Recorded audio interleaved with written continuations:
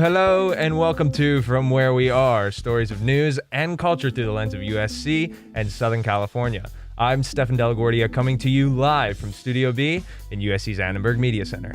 And I'm Justin Hio. It's February 23rd. On today's show, USC's undergraduate student government elections kick off, but some students are worried. How U.S. sanctions will impact the Russia and Ukraine conflict, and it's National Eating Disorders Awareness Week. All that and more from Where We Are. USC's undergraduate student government elections start today.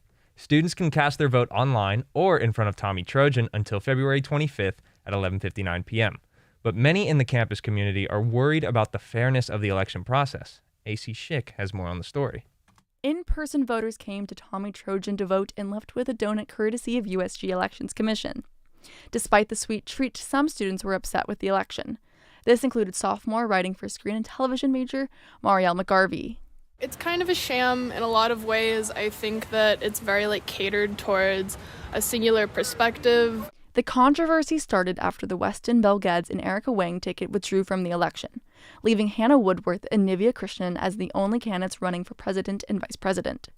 This prompted two new tickets, Rachel Lee and Colin Colson, as well as Kyle Valdez and Safal Mengi. I think it's not very democratic to just have one ticket on the ballot. And so, we're making a lot of noise about it.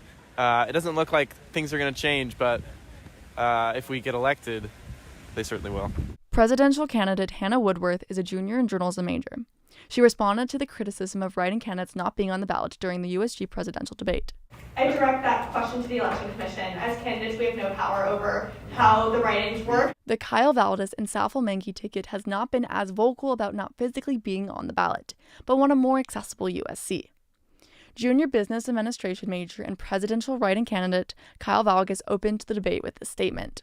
We really want for everybody to have a chance to pursue their college experience without any barriers in place. Jesse Zhang is a junior biochemistry and philosophy major and election commissioner. He is a solution to the feedback. The first thing that you can do is you can file a complaint on the USG elections website. And second of all, you can always look at the elections code, which is public on the website as well. He maintains his emphasis on the importance of voting. I encourage everyone to vote. The voting period is today, tomorrow, and the day after tomorrow. Students can enjoy their donut reward after voting in person. Those who opt to vote online can enter into a gift card raffle. If that's not incentive enough to vote, then what is? For Annenberg Media, I'm AC Shick.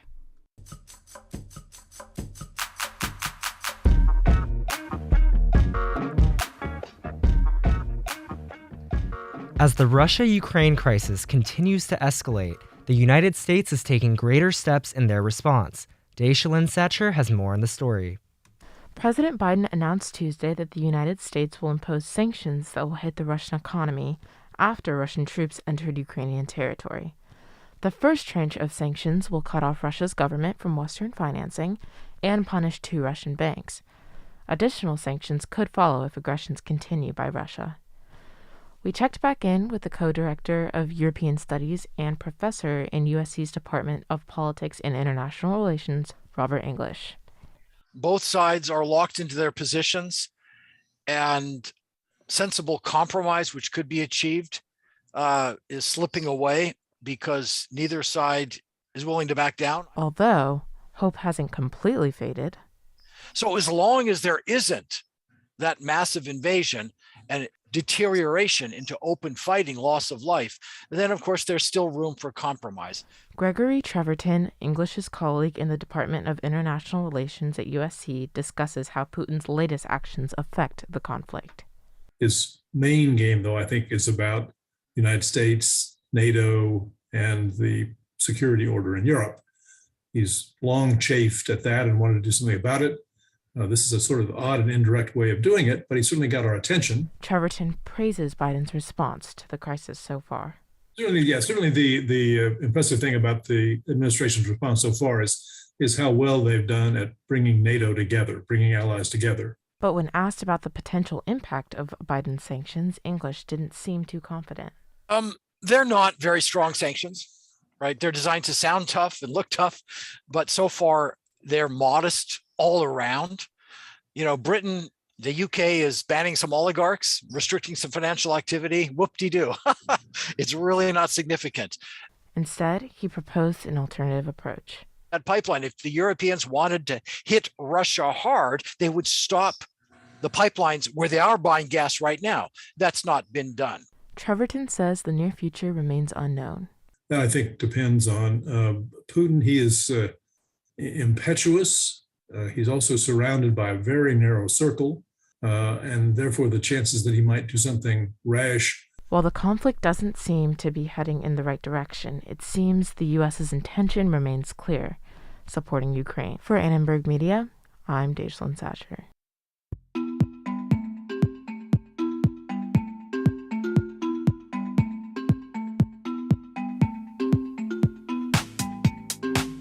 I'm Stefan Della Guardia. We're glad you're with us for From Where We Are. And I'm Justin Hio. It's 6 minutes past the hour. Coming up, necessary conversations about eating disorders and mental health. Stay with us.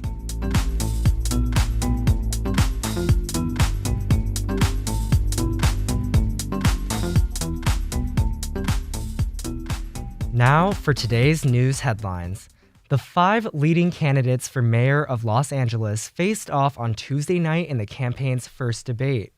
Protesters in the audience were unhappy with the candidates' promises to increase the size of the LAPD and the lack of attention shown to homelessness. Despite not being in attendance, mayoral candidate Rick Caruso, the ex-chairman of USC's Board of Trustees, caught the most criticism from other candidates for his opposition to labor unions and not deterring sexual assault at the university. Starting this Friday, the LA County Department of Public Health is removing some indoor mask mandates for fully vaccinated individuals. LA County was one of the last remaining counties in the country that still required masks indoors. Bars, offices, and gyms are among the establishments that will be affected by this change. 1,000 truckers began a trek from California to Washington, D.C. for the State of the Union address on March 1st to protest pandemic restrictions. Inspired by a group of Canadian truckers who protested similar restrictions in Ottawa, Canada, the drivers hope to end COVID-19 vaccine and mask requirements. Those were some of today's top news headlines.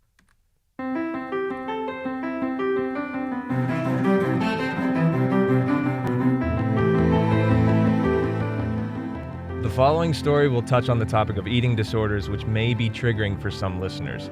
Listener discretion is advised. This week is National Eating Disorders Awareness Week, a time dedicated to providing awareness and a community of support for those living with eating disorders. Gabriella Rudy has the story. Dr. Stuart Murray, an associate professor at the USC Keck School of Medicine, shed light on a few common misconceptions associated with eating disorders in a post on USC's official Instagram account. A really commonly held belief is that eating disorders mainly affect girls and women, and that's not true. We know that of all the people who do have an eating disorder, about a third are boys or men. Similar to an addiction, eating disorders affect a person's ability to function in their daily lives. A common misbelief surrounding eating disorders is that individuals can just get over them. Dr. Murray says this is not the case. What's also true is that eating disorders are not just about being thinner. They're biologically based disorders that are really wired in the brain, and it's not a fad or a phase that folks will grow out of. Factors like the prevalence of social media and the isolating nature of the pandemic can increase the likelihood of eating disorders for college students.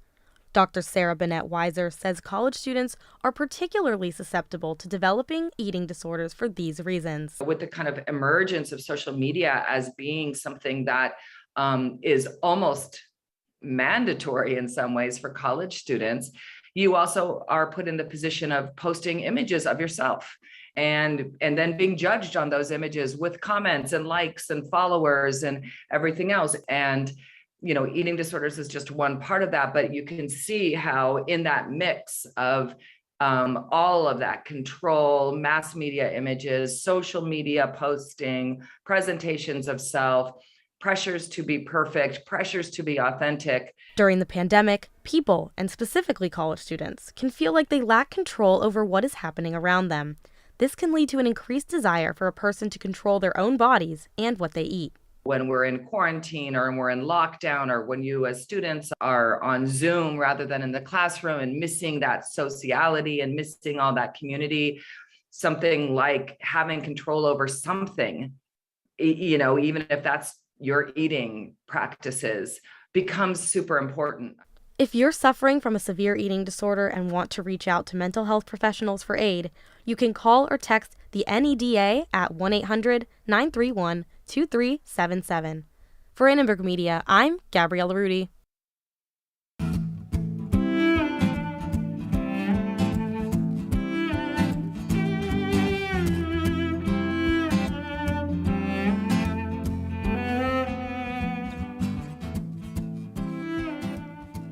Joining us right now is Saphia Zaman. She's the founder of the new mental health student organization, The Happy Hour.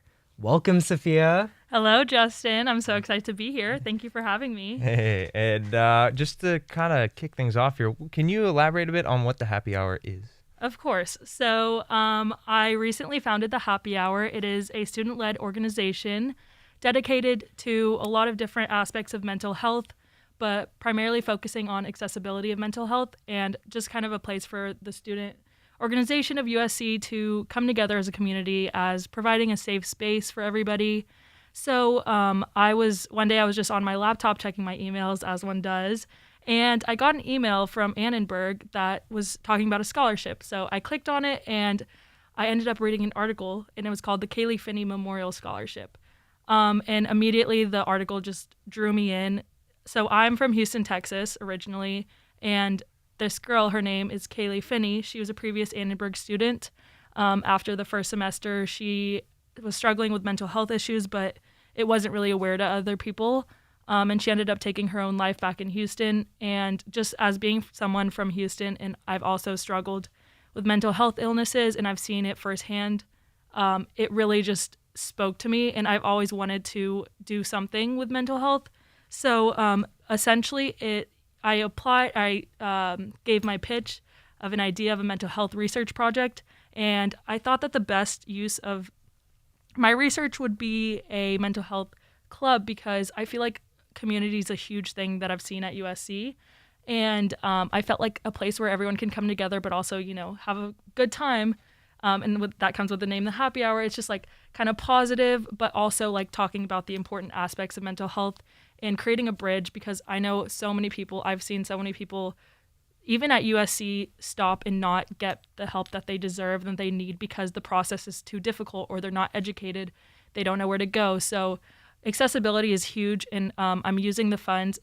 So the scholarship, they are funding the club, and I'm using my budget for various different things, and just founding it has been a big part of it. So it's been doing really well so far, and I'm really excited about it. Amazing. That sounds incredible. And I know that your club, you guys meet and discuss mental health issues and stuff. What kinds of topics can we expect to hear in the upcoming weeks? Yeah, so so each different meeting, we're going to go over a different topic. So a lot of people, when they think of mental health, they just think like anxiety, depression, but there's so much more to it. So the first meeting could be about, like, I know this week is National Eating Disorder Awareness Week. So our next meeting, we are going to have a guest speaker to come and talk about eating disorders, and because there's a lot of different things that go in with that. So there's going to be like body image issues, anxiety disorders, panic disorders, and then various different topics that come with that, depression, and then suicide awareness, and many more. And we have since it's student led, we have different committees. We have outreach committees, program committees to come up with fundraisers, and outreach to reach out to guest speakers and stuff like that. So it's all in the works, and it's exciting because everybody gets a big part in it. Although I founded it, I'm getting help from everybody, and it just it really empowers students to be able to feel like they're making a difference, and it's super rewarding. So it's been a great time so far. Wow, well, that sounds absolutely incredible. Thank you for joining us, Saphia. Thank you. And that's all we have time for today. From all of us at Annenberg Radio, wherever you are, we hope you'll join us again for From Where We Are.